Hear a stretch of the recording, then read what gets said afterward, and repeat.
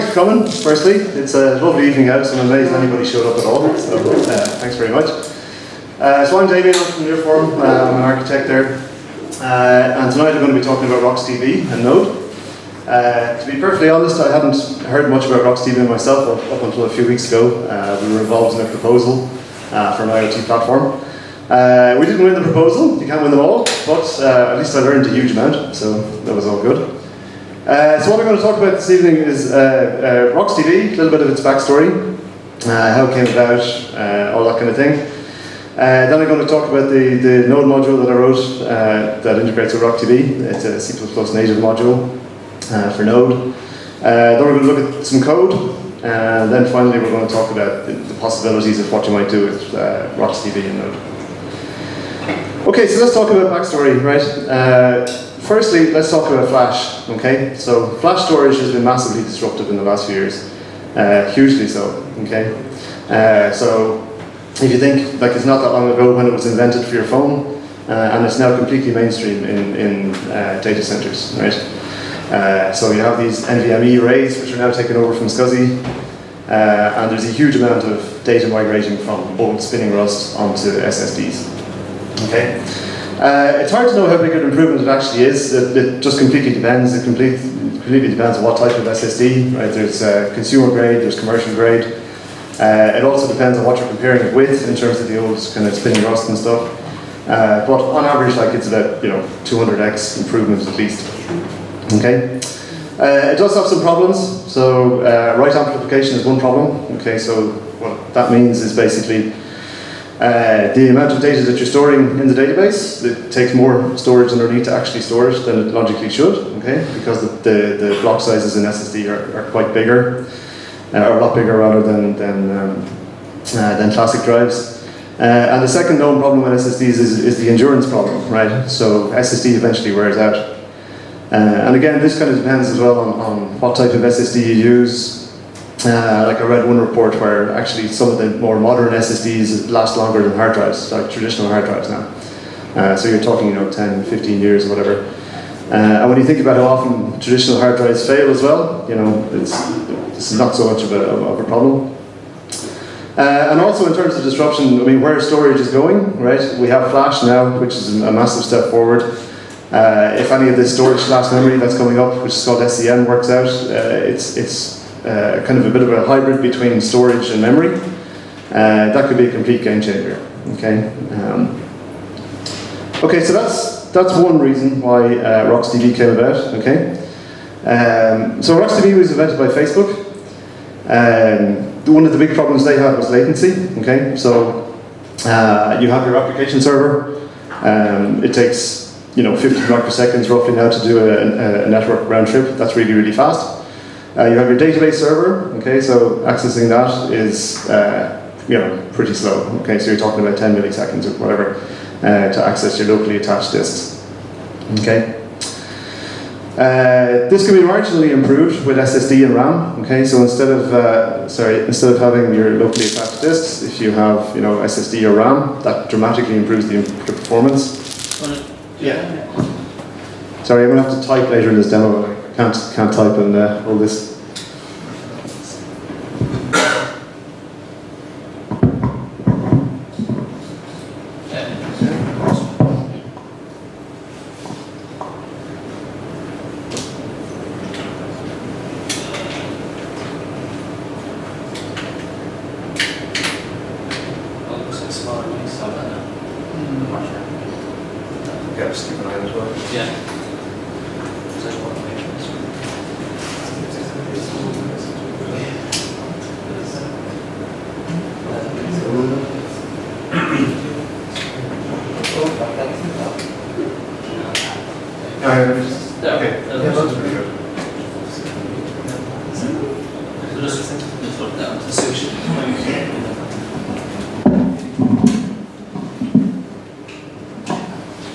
Okay, hope that's okay. Okay, so now the latency is more dominated by the network rather than being dominated by the local storage. Okay, but where this can be dramatically improved then is if you just go with embedded databases, right? You remove the network latency completely. And now you have really, really fast times between SSD and RAM and your application server. Okay. So for applications where performance matters, I mean, this is absolutely huge. So let's just go back in time a little bit, right? This is kind of important as well in the whole backstory thing. Okay, so the underlying kind of paper or methodology that inspired all this is something called log structured merge trees. It was a paper written in 1996 by this guy called Patrick O'Neill. So this is pretty much the game changer, really. Okay, LSM is used in many modern databases now. Okay, so like the Bigtable, HBase, Cassandra, Influx, RocksDB, obviously. And what it's built for is to make disk access sequential, right? So there is a massive performance difference between random reads and writes versus sequential reads and writes. You're talking a magnitude of millions. Okay. So like literally a sequential write is millions times faster than a random write, right? So this LSM algorithm, while it kind of seems counterintuitive, right, you have to understand how disks work and how, you know, what's going on under the hood to kind of appreciate what the performance improvements. So the way it works basically is a write request comes in from an application. It gets stored in RAM firstly. Okay, it gets sorted and just put into RAM. It also gets written to a transaction log sequentially, so things just keep getting appended. Then when the RAM gets filled up, it basically gets moved out to disk, like directly moved out in an immutable state kind of thing. And then a new RAM cycle begins. That RAM is then compacted, right? So there's this thing called the periodic compaction, which basically takes those RAM files and starts to merge them together. Because all the keys are sorted sequentially anyway, it's just merge, merge, merge. And then the further down the levels you go, you end up with bigger files. Okay. So the implementation of this LSM varies from database to database. But the next kind of significant evolution towards RocksDB was LevelDB. Okay, so it came along in 2011 from Google. And basically it was a client-side implementation for IndexedDB, so it replaced their SQLite. And you see here in this diagram, this is why it's called LevelDB. Okay, so the writes come in, they get pushed out to level 0, then over time they get pushed out to level 1, level 2, level 3, and the underlying file structures grow and grow and grow. Okay, so that was hugely significant. It's an amazing piece of tech. And let me just fit this on. Okay, so then Facebook came along in 2013 and basically took what Level had done and improved upon it. So at the time they evaluated a lot of key existing embedded databases, like things like Tokyo Cabinet and SQLite itself, etc. Right? But when they came across Level, they found that the Level was really well written. The code was quite easy to extend and stuff. Okay. But it did have problems. Okay, so when they started running their tests on it, they found that Level just wasn't good enough, right, by itself. Okay, and the main reason was that it was never built to be a server-side database. Okay, they focused on the client-side problem in Google, so it really was not built for server workloads. Okay, and particularly they found that once the data got outside of RAM, it really suffered performance-wise. Okay. They also found that the compaction process was very inefficient. So the compaction process was effectively single-threaded, right? And most importantly then as well, it wasn't optimized for Flash. It was still built at a time for old spinning Rust, basically. So they embarked upon this journey then to take LevelDB and transform it into RocksDB. Okay, so I think it started out as a fork, right? But as we'll see, I think so much has changed. There's actually very little of Level left, apart from the actual main Level API. So RocksDB then, so what they set out to do was to build an embedded key value store, okay, with point lookups and range scans. Again, this is very important under the hood. They built it to be optimized for fast storage, okay, so for Flash and RAM, right? Very important as well. They also made it a server-side database, okay, so they focused on making it production ready effectively, right? So that includes optimizing all the cores for compaction, Also just making it and as I said, just making it production ready. And then finally, just scale linearly with the number of CPU cores. Okay, so the more cores you add, the better the performance should be. Okay. And finally, then they made some really elegant trade-offs between read-write and space amplification. Okay, so there's this thing called the RUM conjecture, which is which basically says that you can have read over. There's anytime you're building a database, basically there's a contention between the read overhead, the update overhead, and the memory overhead. Okay, and because databases are evolving so fast these days, because of new hardware and new technology and also new workloads, right? This RUM conjecture is something that anyone who's building a database now has to think of. Okay. Okay, so then what does the RocksDB architecture look like versus LSM? Okay, well, firstly, it's very pluggable. Okay, it's completely tunable. We'll see that when we kind of look at the code. I mean, there's options there for absolutely anything. It's totally pluggable, as I said. You can also plug out various different modules. For example, for compression, you can use snappy, zlib, bzip, all that sort of stuff just by changing some options. They also improved upon the level style of compaction. Okay, so the level style of compaction that we just talked about in LSM, they made a completely different one, which they call the universal style. Okay, there's tons and tons of features that are not in level. Okay, so this is why I'm saying that it's pretty much not like level anymore. So just go through some of these. This is quite interesting. So on the performance side, there's the multi-threaded compaction. We did mention that LevelDB was single-threaded. Multi-threaded memtable inserts as well, so more threading improvements. Again, the DB mutex holding is threading. Optimizing the level-based compaction style versus the universal compaction style. Bloom filters, memtable filters, these are all just improvements for search speed. Bloom tables again, right lock optimization, threading improvements, improved iterator improvements, performance rather. And just generally better performance, I guess. We can go through some performance numbers later. They also added a bunch of new features. Okay, so column families is probably the most important one. Column families are effectively tables, right? There's no tables in level. They're not quite tables, but what they do allow you is to kind of, I guess, group things logically, which makes reads and writes faster. They also added transactions. Which is great, okay? They added backups and checkpoints. So all of these as well are just making it into a server-side database rather than a client-side one that Level was built for. Merge operators. So one of the common things you do in a database is read a value, update it, and write it back again. So they have a merge operator which does this in one go. Compaction filters, so you can change the compaction level. They have Java bindings. Manual compactions run in parallel with automatic compactions. I think there's some more threading improvements. Persistent cache, bulk loading. The loading is actually interesting. We'll look at that later. You can actually load data into the database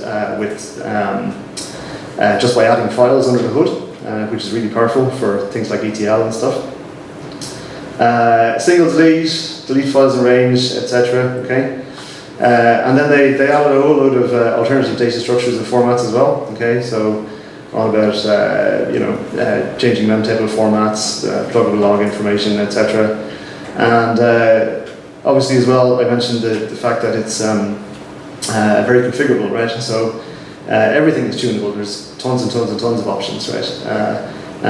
So I guess what they're kind of doing is making it so that it can be tweaked for any kind of hardware or workload or anything. And then manageability then is the final thing. Okay, so you can actually get really good metrics out of it, like statistics about what's happening under the hood, like things like thread profiling, event listeners, all of that kind of thing. So that's quite a lot of features that they added on top of Level. Okay, so much so that it kind of isn't really Level anymore, right? It's kind of almost not a fork of Level at this stage. And this is an updated view of the architecture, I guess, right? So basically now you have a write request coming in. It goes to what they call the active mem table, right? Which gets transformed into a read-only mem table, which gets flushed out to LSM.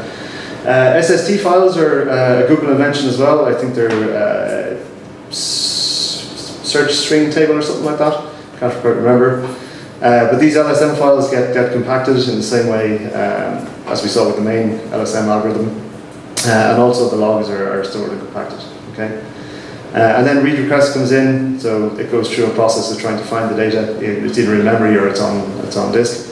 But because everything is sequential, it makes it really, really fast to have these lookups. Okay, what is not then? They have made huge strides in making it a kind of a server-side database, right? But it still lacks the main features that you'd expect from something like MySQL or Postgres, right? It is an embedded database. That's the important thing. Okay, so it doesn't do. It's not distributed. It's not fault tolerant. It's not replicated, and it's not sharded. So if you want any of these features, you either find something that builds on top of Rocks that provides these, or you build these into your application itself. Okay, so it really is a database engine, right, rather than a database. So let's just have a look at some of the performance benchmarks, because this is quite interesting. So they have a page on their performance benchmarks, just how they set it up. Okay, so this first test loads, 1 billion keys into the database, keys inserted in random order. So RocksDB did it in 103 minutes, LevelDB did it in many, many days. Okay.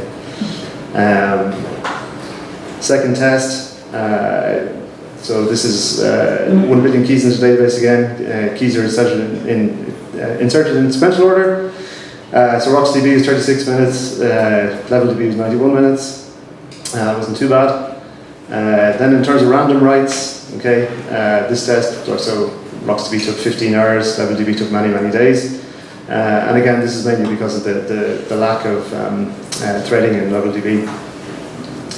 And here's the final example then is just random read, right? So RocksDB 70 hours, LevelDB 102 hours, okay? So you see even from these, like LevelDB itself is insanely fast, right? But what it really was missing was the server-side database kind of stuff, right? So the multiple threads and the performance optimizations. There's also a really interesting link here about how Facebook are using it, okay? Under the hood, it seems that Facebook are using it to replace INNODB in MySQL. So Facebook is built on top of MySQL. I think they use it pretty much extensively.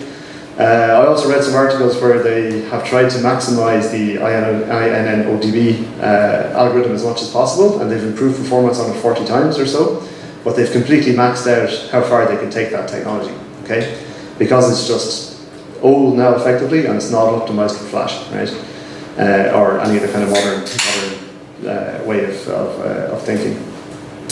So yeah, so under the hood, then they are replacing the INNODB engine, I guess, with Rocks, right? And they have a thing called MyRocks, which seems to be getting more and more traction within Facebook, right? As far as from what I've read about it, it doesn't fully cover MySQL, like cover all the features, right? But where it does, or for whatever workloads it is suitable, it's being replaced, right? So this is obviously pretty amazing, right? So if you consider a company like Facebook that stores, petabytes of data, like any kind of optimization on speed or database storage is just incredible, right? So there's some other interesting uses of it as well. There's a brand new database called CockroachDB. It just went to version 1.0 there recently. It's worth checking out. It uses RocksDB under the hood. There's a version of Mongo called Mongo Rocks, which uses RocksDB under the hood as well. And if you, just from generally Googling Rocks and stuff, you can get a feeling for who's using it. So it's used in LinkedIn and Yahoo.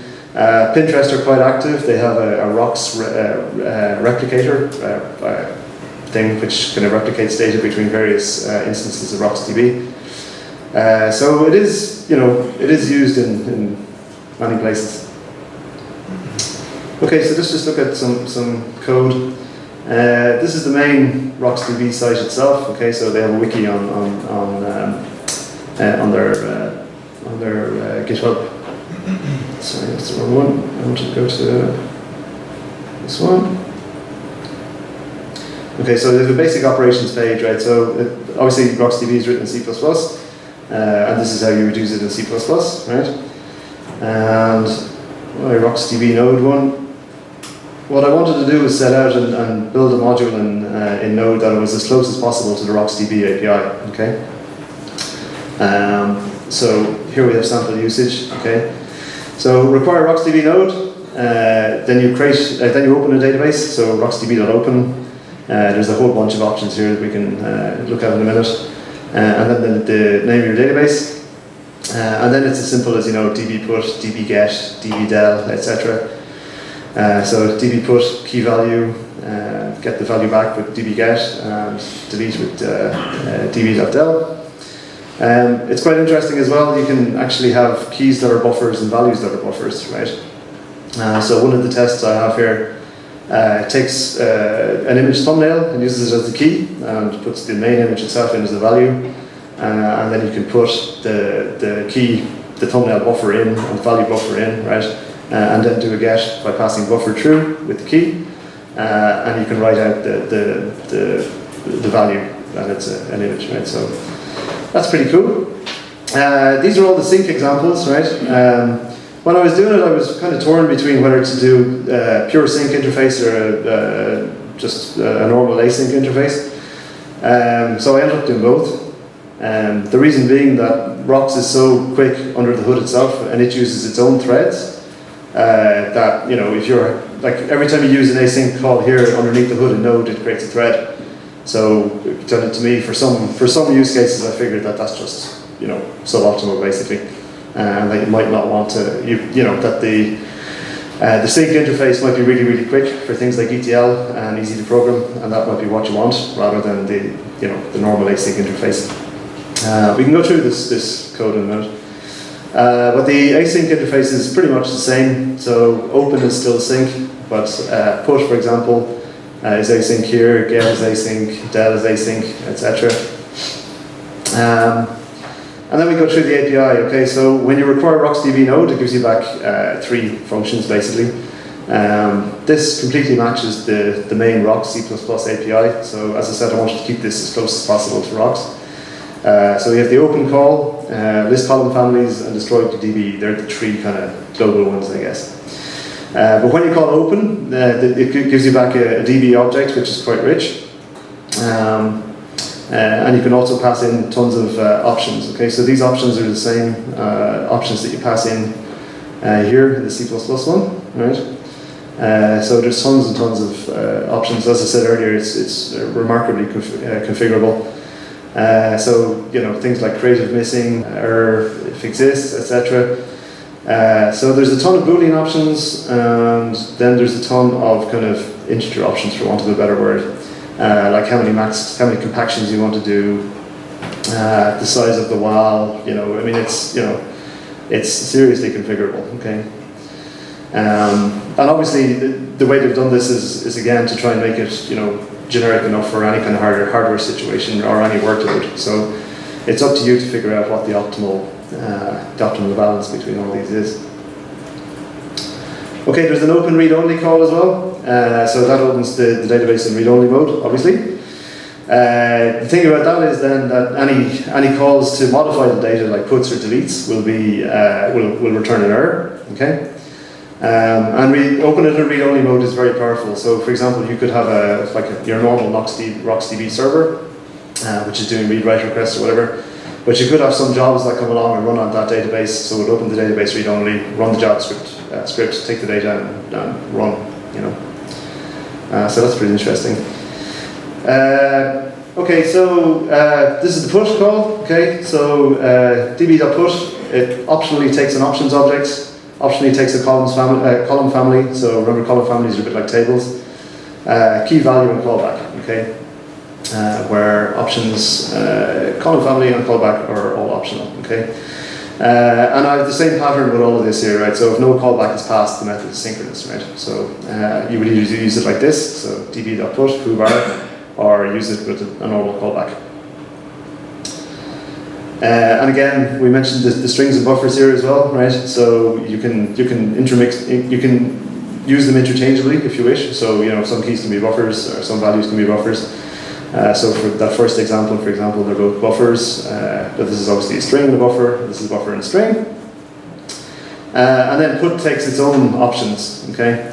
And again, these are completely in sync with the C++ write options here, right? So things like whether to do a put synchronously, disable wall, ignore missing column families, etc. Okay. So if you want to pass any options there, you just use the first parameter. And then column families are supported as well, right? So when you're using column families, you need to first create the column family. Okay, so it's just called my family. And then if you're putting it in here, you just pass through the column family name and the name value. Get is very similar, so options, column family, and the callback are completely optional, right? The key is the only one that's mandatory.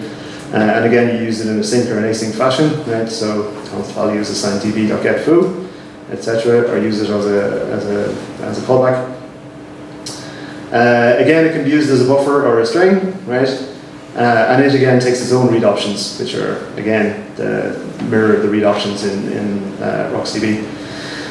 So things like verified checksum, full cache, etc. Right? You need to read into all of these and then figure out what they are really in order to understand them best.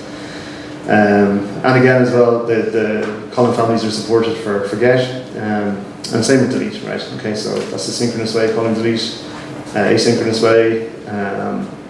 You can call it using a buffer, and the delete call also takes the same options as write. Okay, so any options that you pass into write or push rather, you should be passing into that as well. Okay, and again, support for column families. DB to closes the database. There's a destroy DB call as well, which completely destroys the database.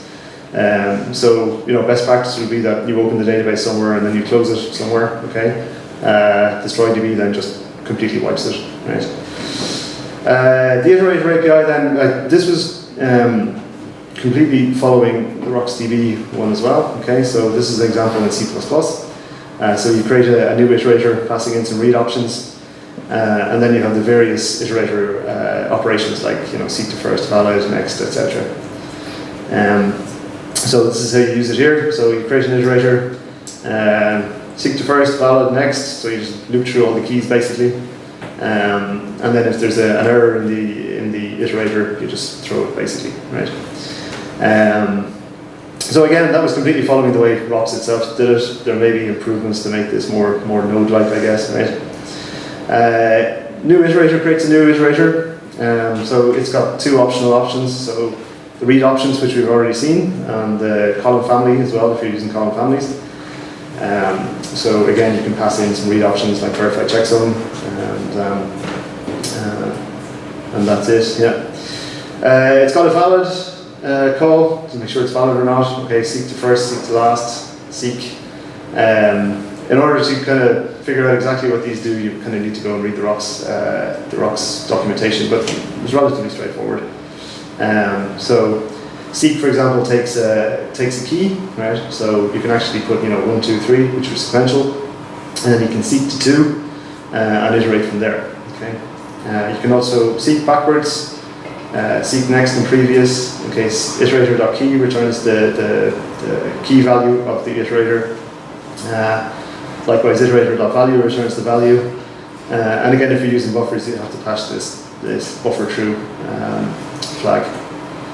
Value we've covered, status as well. So if an error is occurred in the iteration, we have to query the iterator for it. And then finally, when you're done with an iterator, you can release it.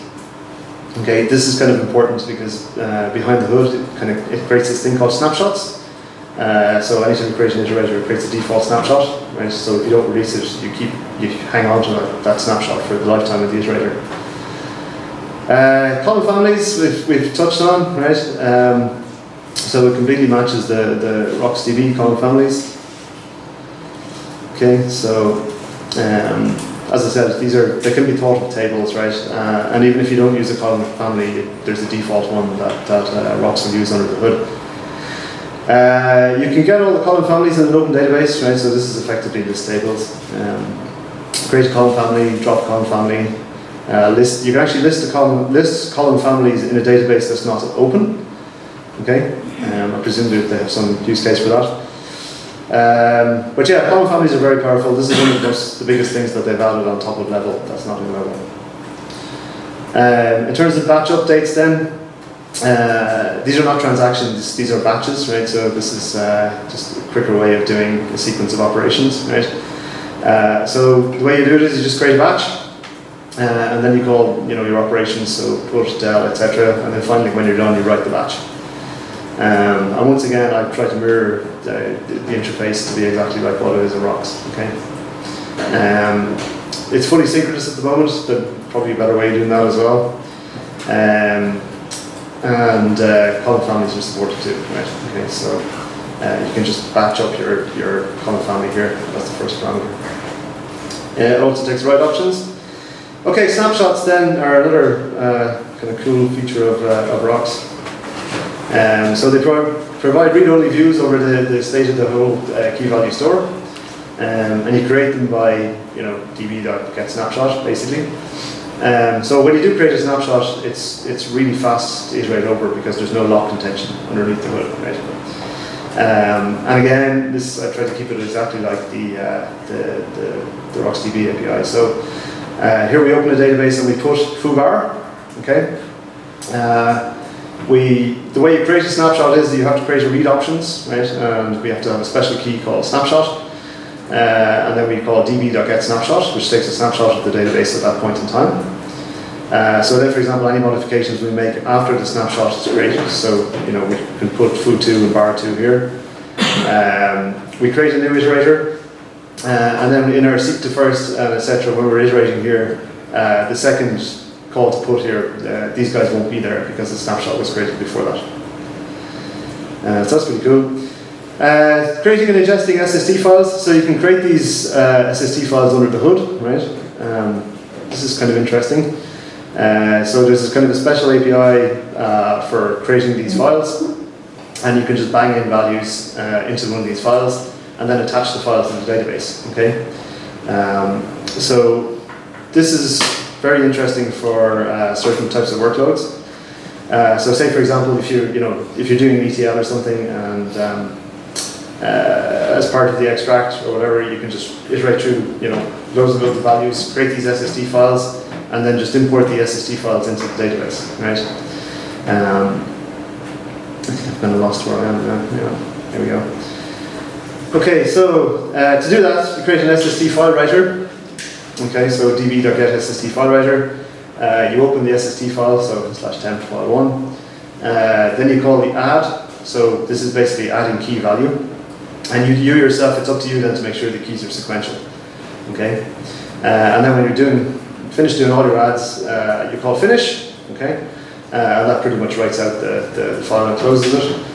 And then in order to get that file then imported into Rocks, you call this db ingest external file. Okay, so once that's called, then if we do a db.get b now exists, right? So that was added through here. Okay, so that's as far as I've gotten through the API at the moment, right? I can just show you really quickly how it was built, right? I'm not sure if many people know how C++ bindings work, but basically, I don't even know where to begin, right? You add your C++ files into a binding.gyp, okay? There's a Node.gyp which does all the compilation and stuff like that for you. So for example here, these are all my C++ files that I have in here, okay? There's nan as well, okay, so nan is it's kind of a wrapper library, I guess, for all intents and purposes. One of the problems with creating C++ modules in the past has been when you upgrade Node versions, they change the C++ API, so it's your C++ modules were tied to a specific version of Node. So this was always between version 10, version 12, then on to 4, 6, etc. So there's a library called nan, which is effectively just a big bunch of sporadic macros. And if you use those macros in your code, you isolate yourself from changes in the Node API. Okay, so say for example they brought out a new version of Node, there would be a new version of nan, and then and those macros change under the hood depending on what version of Node you have. Okay, and your entry point for this is you typically start with a RocksDB.js. Okay. In here you require RocksDB.node, which is the binary, okay? And then you just export that RocksDB. And the entry point from the C++ side is RocksDB.cc here, okay? So you have, this is effectively a template, okay? So you have an it-all where you initialize all your kind of class objects under the hood. We saw the three main APIs earlier, so open, list columns, and destroy DB. So they're the three functions that are exported. And this macro here effectively just does all the initialization. Okay, so most C++ modules that you look at follow this exact same format, right? So let's have a quick look at open, right? So open basically calls this DB node new instance. So I'm not going to go through all this, right? We'll just go through one anyway. So we have db node.h. So we have our class db node, and it inherits from this nan object wrap. Okay, so under the hood that just inherits from the right node object in order to make an object, a V8 object properly, right? All of your objects in C++ that you're exporting have to have these functions. Okay, so init and new instance. New instance is basically an object factory under the hood. We have these are specific now to this class. Okay, so we have a kind of a method just to get the underlying DB object.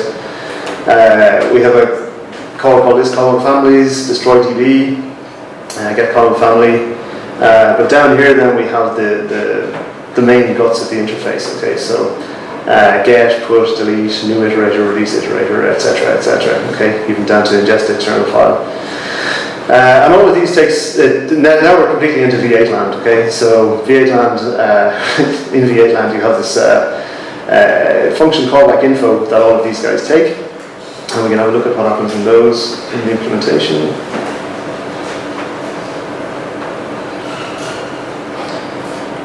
Okay, so this is just normal constructor. Constructor takes the RocksDB options, it takes the path of the database, it takes the RocksDB DB itself, and it takes a column family handle. So this is just all under the hood in RocksDB.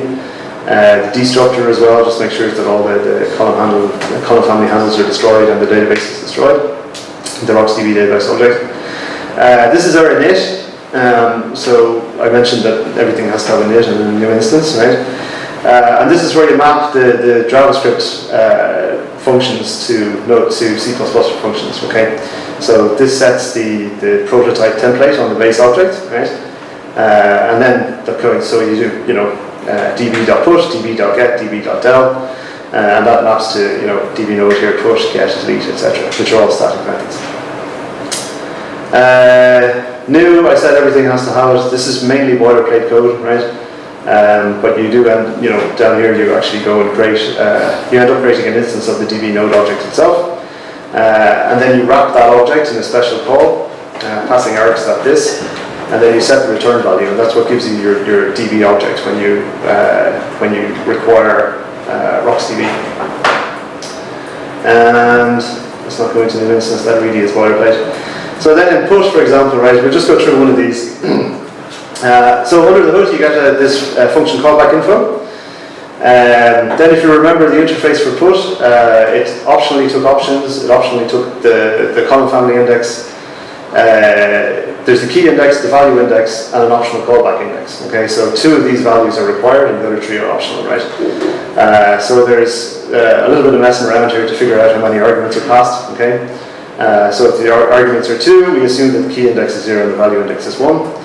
If the arguments are 3, for example, right, it's either going to be opt key value or key value callback or family key value. Okay, so you have to do some detection, see if it's a function, if it's an object, etc. So this one is particularly complicated because there's 2 required values and 3 optional values. Right? But eventually we get down here. This is the callback. Okay, so if we do have a callback, we create a callback basically in V8 terms. We have write options as well for RocksDB. If you remember that the put function takes these options. Okay, so if the options are passed, we have something called an options helper, right, which processes the write options takes them basically out of V8 and into the RocksDB options here itself. Then we have the key objects, the value objects. Then we unwrap the main DB node object itself from this. Okay, so args.holder is effectively this. So this takes it from JavaScript into C++, basically. Then just check if the database is actually there or not. If it's not, just return an error to say it's not open. Then we do some processing on the column family. So if there is a column family, we need to go and get it, get the handle to it, and if there's not, we use the default one. And then basically, yeah, so that's the bit that checks if it's. Sorry, this is the callback, right? So if the callback is passed, right, we have a special worker thread that goes and does this. Okay, so we basically just initialize that here. Sorry, here's actually where we do that, right? So we have a class called the put worker, which takes this callback object, right, the database, the options, the column family, etc., and it calls this async queue worker. So underneath the hood, what that does is just creates the thread, puts it on the node queue, and goes off and runs it. Okay, and then if it's called synchronously, we just do the call directly here. Okay, so we get the key, we get the value. Underneath the hood in Rocks, these are called slices. So we have a little bit of converting to do, especially if a buffer is passed. But eventually, we get down to calling RocksDB put using options, column family, key value. Okay. Then we check the return. If there's an error, then we basically throw the error as an exception here. The async queue worker is different. Okay, so the put worker does this slightly differently. There's a slightly different pattern, but it effectively calls put under the hood again. And if there's an error, it returns the error as a callback object rather than throwing it as an exception. Okay, that's just a really quick overview of the module itself, right? The DB node.cc is the biggest class by far because most of the logic is in there. The other ones are much more straightforward. Okay, so the file writer, for example, is not very big at all. Most of it is actually template stuff. Okay, so there's a init, new instance, new, etc. And then we have file writer add, remove, actually not remove, just add. So you see, for example, that's only 165 lines, whereas dbnode.cc is 500 or so. So yeah, in general, to date, it hasn't been a huge amount of work to get this far. It's mainly been proxying calls from, basically taking the RocksDB API, making a Java API out of it, right? And then proxying the calls basically from Java to Rocks, okay, using the marshalling and non-marshalling. So it's been fairly straightforward to date. I'll talk about future plans for it in a few minutes. But if we just go back to the slides here now. Okay, so that's the end of the code demo. Just in terms of where RocksDB is going itself, the Facebook don't talk about it very much, from what I can gather, right? But it is hugely active, right? If you go to the repo, there's tons of activity. It's a lot of commits. They have a monthly meetup as well, which they put on YouTube every month. So it does seem to be very, very active. And then in terms of future stuff, right, where they're going with it, there's a utilities directory under RocksDB itself. Okay, so you kind of have RocksDB core, and then under utilities you have kind of some interesting stuff, so you can kind of get an idea of where they're going, right? So for example, this is a geo database. Okay, so it puts the geo interface on top of RocksDB. I saw another talk from them where they basically said something like 80 gigs holds all the positions of anywhere on Earth, right? So if you take, excluding tiles or whatever, you can basically map the entire Earth into 80 gigs, right? Which I think is pretty amazing. And they also went on about compressing or using OpenStreetMaps on top of Rocks. So even OpenStreetMaps itself is something like 700 gigs or something.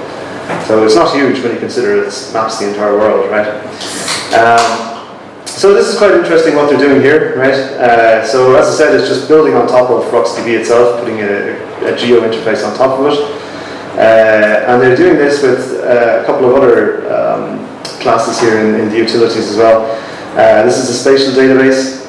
Okay, so this is experimental, at least they say that, right? but it's support for building spatial indexes on top of RocksDB.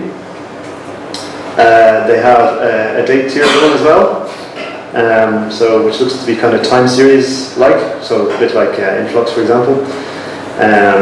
So basically, it seems to me that they just put timestamps basically on the keys, and they have some nice interfaces then built on top of it as well. Okay,